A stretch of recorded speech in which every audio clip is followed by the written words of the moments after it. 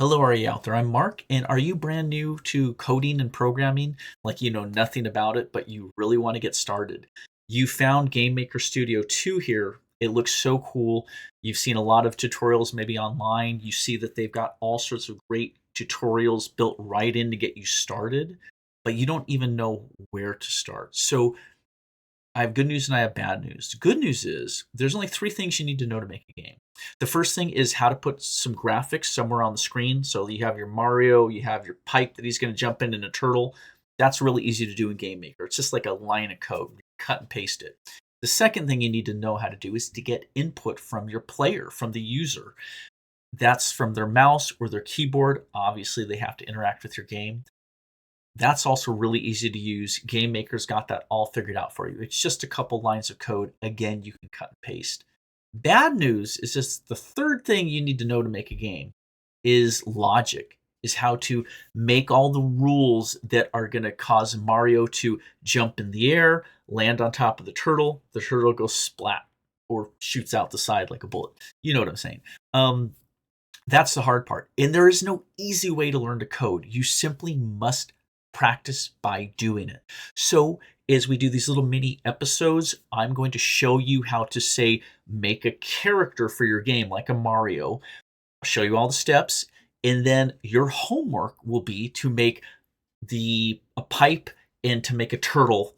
And when you've got those done, we'll come back and we'll do episode 2 and we'll continue from there. So you're going to build up your project as I build up a little project. They don't have to be identical, but we'll go through all the important things that you'd want to know over time, such as how to move characters around, how to create interfaces, I mean buttons and menus and text boxes, how to do sound effects, how to change from one level to another. We'll cover all of that. So the first thing, once you've opened up your GameMaker Studio, which you can get for free, so you should have a free version of this. So you don't need to pay right off the bat, at least to practice.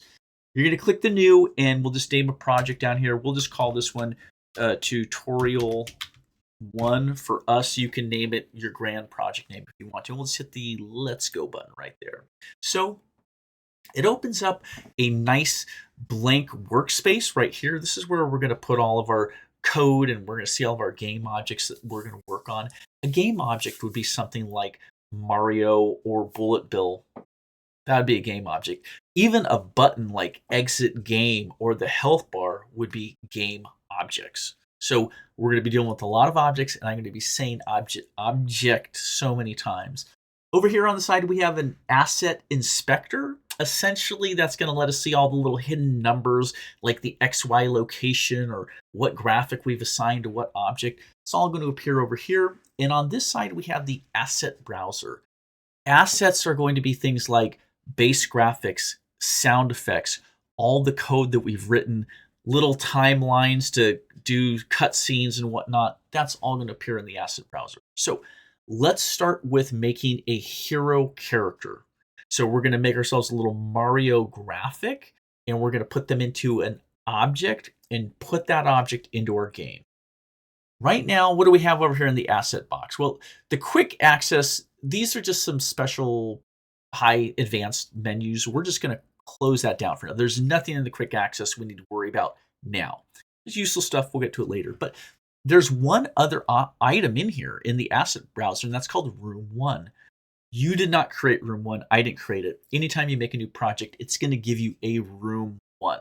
You might have many rooms in your game, but for the time being, when I double click with my mouse, I get a depiction, a grid layout of my game window. I'm going to hit the little minus magnifying glass once to zoom out. There you go. This is sort of a zoomed out image of my entire game window. For right now, it's just black with some grid lines on there so I can drop characters and buttons all over the screen. This game window, when I run it, is going to be over here. If I look under the inspector, I can see at the very top, layers, Room 1. Down here, width is 1366 pixels and height is 768 pixels. I can change that if I want. Bear in mind, the monitor you're watching this on is probably more than 1366 and 768. So if I run my game right now by coming up here to the little play arrow, that little dart is the universal symbol for play. I think it comes from old 8-track cassette decks or cassette decks. It's the play thing. So you can run that by simply left clicking with your mouse or hitting the F5, the function key at the top of your keyboard. But let's just click it right there. And when it runs, I get, there's my game in all of its glory. 1366 by 768. You can see it is indeed smaller than my monitor. So I can make it bigger. But for the time being, don't worry about the size of it. You can always rescale your game later. But yeah, you can see I can drag it. Let's just hit the close arrow here because we're done playing our game. There was nothing to really do there.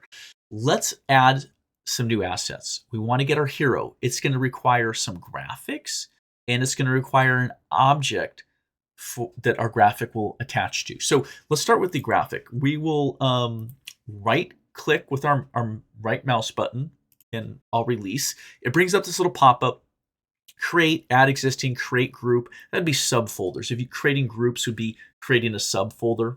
I don't know why they don't just call it create folder, but let's hover over the create option, and it gives us about 14 things in there.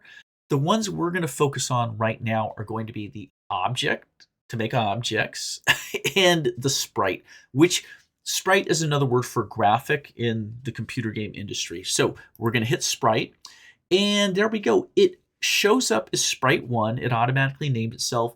And this is the window or dock that you can edit sprite 1 in. You can see up here it's sprite 1. Here's the name. Let's rename it real quickly. Let's make it more specific. Let's call it SPR, which is just short for sprite. And I'm going to use the underscore character. I can't use dashes. I can't use dots. I can't use backslashes. Those special characters won't work. The only special character I can use is the underscore. I can use the letters of the alphabet, and I can use numbers. So ABC, 1, 2, 3, and the underscore.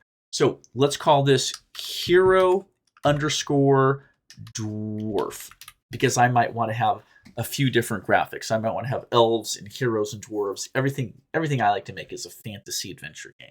So, all right, well, we've named it, but let's hit the edit image box right here, and that's going to bring up a basic paint tool. Now, you could also use on your, say you're using a Windows system, I think it comes with the paint program.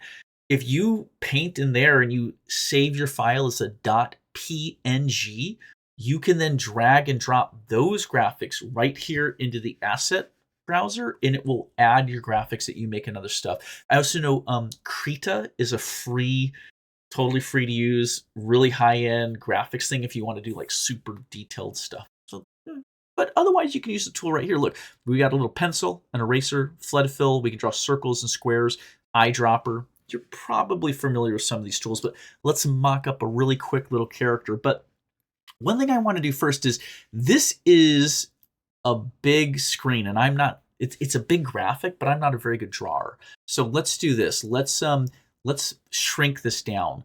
I'm going to double click on Sprite Hero Dwarf one more time, and I'm going to go to the size button. So again, this is Sprite Hero Dwarf, and you can see it's 64 by 64 pixels. That's way too many for me. I am not a good artist. So I'm going to change this under the image scale. I'm going to change it to 16 and 16.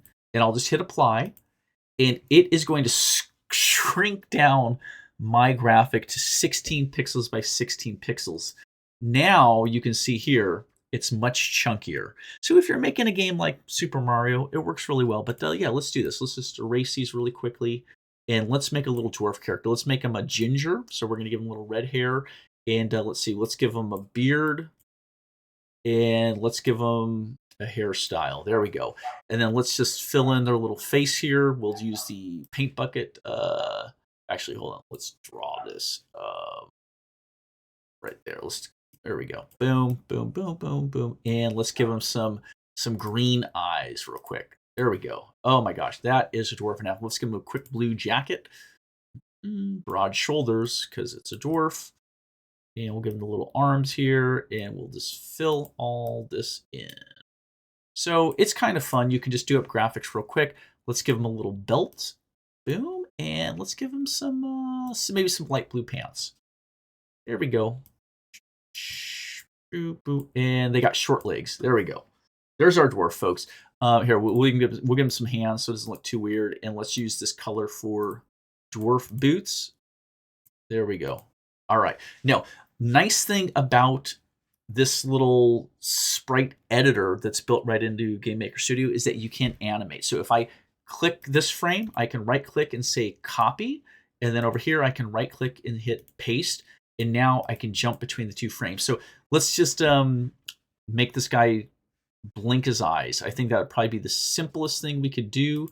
So let's, on this frame, have him close his eyes. And then let's do this. We don't want him blinking too fast. So I will right click the frame with his eyes open and I'll hit copy again. And then I'll just come in here and just say paste, paste, paste. Now when I play it, yeah, he just blinks away there. Although that's really fast blinking. Let's do one more thing. Let's go back to Sprite Hero Dwarf. I'm going to double click it right here. And it again brings me to my little, window or dock to edit the sprite. I want to go up to the FPS for this sprite. It's set to 30 frames per second. That's why he's blinking so fast, is even with these several frames with his eyes open, he's blinking like 5 or 6 times a second. Let's turn this down. Let's turn this down to 5 frames per second, and let's hit the little play arrow. This is just going to play the sprite animation. There we go. You can see there our dwarf blinks every so often, but not crazy fast. We'll hit pause there. All right, so we've got our dwarf graphic. I'm going to have you make some of your own graphics as your homework. But what we need to do now is add this guy to an object so we can actually put him in the game world. If I just go to the room, I can't actually take my dwarf graphic and put him in here. You see I get a red X. It's like, no. I don't want you just putting a raw sprite. I don't know what to do with that. That's something you made, but it doesn't mean anything to me, the compiler that's gonna compile the game into code that can run on a computer. I can't use that yet. All right, so let's right click again. We'll hover over create. We're going to go to object. So object is, think when you're playing chess, the pawns, the kings, the queens, they're objects. There are different types of objects, but we can make an object once, like a king, and drop them into the game, but we can also make an object like a pawn and then add 8 copies of the pawn, right? When you play chess, you have 8 pawns out there. You have 2 rooks, 2 bishops. You only have 1 king, 1 queen. So I don't want to have to make a king object and then rook number 1 and rook number 2 and then pawn number 1, pawn number 2, pawn number 3, number 4, number 5, It would be a lot of objects. Well, the nice thing is that when we make a new object, we can copy instances of it. So the king is an object, but the king on the board is an instance of the object. The pawn object we only make once, but each time we grab the pawn object and put it into the game board, the chess board, we're making an instance. Instance number 1 of the pawn, instance number 2 of the pawn, instance number 3 of the pawn. So although a king object and a king instance are very similar, the instance lives only in the game, whereas in the object lives only in our GameMaker Studio asset browser. So we code objects, but we play the game with instances. In the word instance is instantiation. Instantiation, it's a hard word to say, means it's the thing that exists and made in the game, and we can play with it. So let's real quickly rename this object first of all. We want this one to be object hero. So I'm going to shorten this down. I'll go obj_hero. There we are. Now, right below the name is the sprite. Right now it says no sprite. Well, I can simply click on these 3 little dots, and this is going to open up and show me all the sprites that I've made. So you can imagine there could be sprite hero human, there could be sprite monster Etten, sprite monster mimic, right? It's going to show us a whole bunch of sprites, but for the time being, I'll just simply click the hero, and you can see there's my little 16 by 16 dwarf character is now the object hero. So we've in code made the object. We've made the sprite. We've put them together. Now let's go back to the room. We're almost ready to play the game. This is well, it won't be very fun, but we're almost ready. We're just going to grab that hero object and we're going to make an instance of it. We're going to drop it right in there. Holy cows, that is ridiculously small. Can I fix that? There's a lot of ways to fix it, but for the time being, let's just grab this little guy and let's stretch him out to be bigger. Look at that. I've just, even though he's made only out of 16 by 16 pixels, I can make him really big in my game window. So this is going to be the instance of the hero. Over here is the object of the hero. And again, that's so that I can have one pawn object, but I could drag out pawn 1, 2, 3, 4, 5, and I could put them all over a game board. You could imagine we could make a graphic of a chess or checkerboard, and then we can make objects for all the playing pieces, and we could drag them all into their appropriate starting locations on the board. So let's hit the arrow key or the F5 and run our game. That looks horrible. The GameMaker Studio is trying to take that tiny little graphic and stretch it out to be hundreds of pixels wide and high. So it's interpolating what the little pixels should do. It makes it really fuzzy. We don't want that. So what we can do is, although I'm a very bad drawer, I can come back to Sprite Hero Dwarf. I can resize this to a much larger graphic. Let's make this guy 128 pixels by 128. We hit apply. And essentially, even though it still looks really chunky because I'm not a good drawer, now when I go back to the room, you can see it's made this giant dwarf guy here. I think we can shrink him down here. Here we go. Let's shrink him down to some sort of moderate size. Come here, you. Oh my gosh. And remember, he's supposed to be a square. So let's do about like that. There we go. Let's run it one more time, and hopefully this will get us in the range. There we go. There's a pretty good looking little dwarf. So homework for you. Let's make 2 more characters.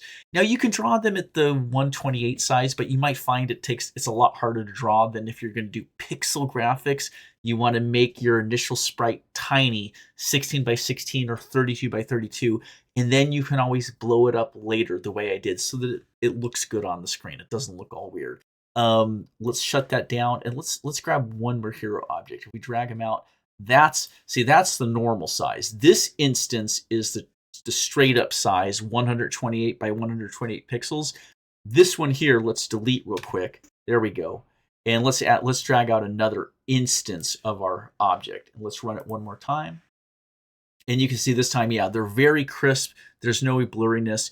And you can see we have 2 little dwarves. And they're blinking at the exact same moment. There might be a way to fix that code, but let's not worry about it for now. So your homework is going to be make a couple more creatures, decorations. You can make a tree, you can make a treasure chest, you can make them animated so the treasure chest opens and closes. You can make a green slime for your hero to fight in upcoming games. But do that, and for the next episode, we will look into getting user interface, meaning get a mouse click or get a keyboard click. Maybe we can make it so the player can move the hero around the screen. And we'll define some variables, and we'll talk about what variables are, because they're pretty important. All right. If you watched, thank you so much. Take care.